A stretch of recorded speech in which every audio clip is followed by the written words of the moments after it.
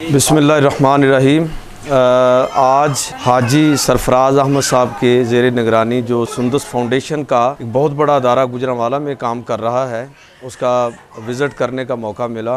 और सच्ची बात यह है कि यहाँ आके मैं इस कदर मुतासर हुआ हूँ कि अगर मैं यहाँ ना आता तो शायद मुझे इंसानियत की जो इतनी बड़ी खिदमत हाजी साहब फरमा रहे हैं और उनकी पूरी टीम, उसका सही मानों में अंदाज़ा ना हो पाता कि कितने बच्चे हैं, कितने ख़ानदान हैं जिनके अंदर हाजी साहब और उनकी पूरी टीम और उनके साथ तावन करने वाले दोस्त उनके लिए खुशियों का सामान कर रहे हैं, उन ख़ानदानों के लिए, उन बच्चियों के लिए, उन बच्चों के लिए ज़िंदगी का वसीला बन रहे हैं। मैं ये अपील करूँगा, ये गुजारिश करूँगा कि इस बहुत बड़ी खिदमत में सारे दोस्त आप अपना हिस्सा डालें और हाथ बटाएं।